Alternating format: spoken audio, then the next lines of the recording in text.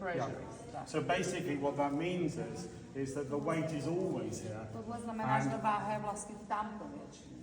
So what happens is if the rider weighs, I don't know, 70 kilograms, is that when they're sat, there's the weight. When they're standing, there's the weight. And so what happens over a period of time, if the saddle doesn't fit, tam, když to sedlo prostě nesedí, to se stane v průběhu času. is you get atrophy. Because I want her to translate. Yeah. So what you get over a period of time is atrophy. The nice thing about these saddles Jako říká, že když se bavíme o tom panelu, ta dobrá věc, která u nich je, is when the panel's on, když je panel tam, it's a much bigger area. je tam mnohem větší prostor pro rozložení váhy, for the distribution of the weight, right? Yes, and when the weight distribution normally is really very severe, very high here, with the panelled saddle, is it goes out over the shoulder and spreads the weight over a much bigger area. Tohle chápu i já tupec. Physical. I said even I idiot, physical idiot, I understand that. To rozložení toho tlaku a ještě to přetažení přes tu lopatku prostě brání tomu, aby se tlačila ta váha jenom vlastně do toho malého prostoru. Ano, prostě zvětší se plocha. So we say saddle fitting is damage limitation. But this is just a better way of doing that, and it makes the horses feel more relaxed and comfortable. No, že tady ten kůň je potom odtrka tak netváří, já ho drák se zpátky, ty strojdoly, líček, tak, hodně. So when with traditional saddles, takže s tradičními sedly, when there's not much muscle here, the saddle seemingly fits. Is when the rider stands up posts. Yep. The saddle does this. Ano, že se podívám potom často, když zvedá to sedlo dozadu, zejména když when the muscles are soft or they are not there. Yeah. Takže to je to, jak vidíme, to odchlipování té zadní rozcovky, když se vysedá. A oni řeknou, že to nevadí, and they say it doesn't matter.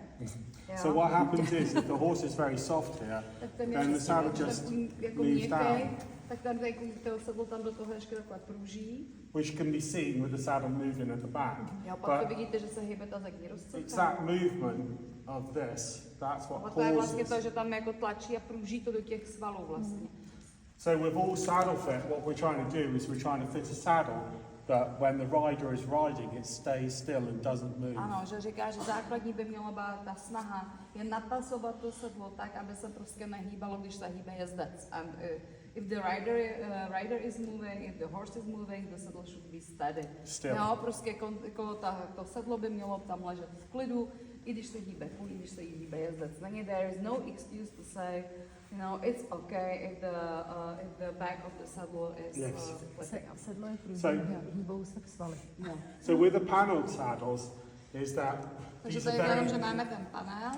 Because they take the weight in a different place, with this type of horse, it's much easier to keep the saddle mnohem jednodušší to napasovat. It's very easy to keep the saddle nice and still, so it doesn't move.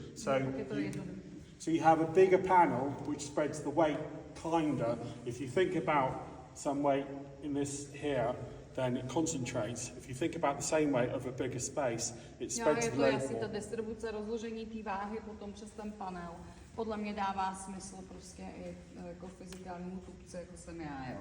Prostě tadyhle jo, tak okay, so we continue. Já se potom, pojďte se podívat za Dean. When you look in the front, yes. Then you will talk about the weather. Jo, tomu všemu přejdeme, jo, jako, jak se posouvají ty panely. So basically with these saddles, firstly we have the panel, which distributes the weight. Jo, máme takhle pěkně. And it actually moves with the horse. So the shoulder, the horse's shoulder here, this rotates as the horse moves. Jo, tam rotuje, jak se kůň hýbe. To taky dává smysl, že? With the panelled saddle, takže s panelovým sedlem, this just flexes. Jo, je to takhle, ten panel se dokáže vlastně odchlípnout, jako je to měkký, je to flexibilní. Jo, umožní to pohyb té lopatky. So what happens is if you're sat on the horse looking down, you can see the panels, they go like ano, když this. potom jezdíte s panelovým sedlem, koukáte se na koně ze zhora, tak vidíte, jak ty panely se hejbou, což u normálního sedla vlastně nejde. Jo. I'm saying that comparing to traditional saddle, you can't see it, No, you can't see there is anything. no space for it. Jo. But what you can see is the saddle pads are actually, they're one each side. So there's nothing along the spine. So when you look down even with the pads on, you can just see it moving like this, which you can feel when you're riding, you can feel the movement. Jo. Že tam jsou potom vlastně to jenom ty vycpávky sedla, tradičně, že se hejbou, ale prostě jenom to cítíte. Jo. Yeah, when I ride, I can see that it should move regularly, the horse goes regular. But also, what we do with these style saddles, with a traditional saddle, we have what we call flocking, which is lamb's wool, which compresses over time, it crushes. And as saddle fitters, we just top it up. But with these have discs, which are made of a rubber compound called sorbethane. Jo, že to jsou disky na suchý zepy, jo, který vlastně jsou ještě spružný. Sorbethane, rubber. Rubber, yeah. And what it does is it compresses, it's a semi-solid, and it actually doesn't just compress, it actually moves like this. Ono se to trošku pohybuje potom ten disk vlastně s tím. But the big difference for us as saddle fitters is that when we fit the saddle here, if the rider sits on it, the saddle never really changes. The only thing that changes is the horse. Jo? Že potom to sedlo se vlastně nemění, že se prostě mění kůň pod ním. With a traditional saddle, with a wool flock, is you fit the saddle, today is good, tomorrow it jo, crushes. Že prostě, když to máte to sedlo na vlně, tak samozřejmě ta vlna potom se po určitý době, že ho zdrcne, zmáčkne, můžete začínat trošku znova, jako with traditional saddles, you just need to check. You need to check regularly. Pravidelně kontrolovat sedlo, ale nevíme s kým, že jo, zatím. Ano, nemáme s kým. I say we regularly control saddles, but we don't know with whom. But with saddle fitting, with flocking, is when a saddle fitter adjusts the flocking, we never know how long it's going to last. Jo, nikdy nevíme úplně, jak dlouho to prostě funguje potom, ta klasická vlna. Because the whole time it's crushing. But the nice thing about the panelled saddles is that when we fit them, we know we walk away, and as long as the horse doesn't change, and horses change. Jo, that's true. A to jako to můžu potvrdit, že prostě pokud se vám pod tím panelem, jenomže to je zase, koupíte si panel, tak vám dosvalí a potřebujete zase jako stejně jako jinde.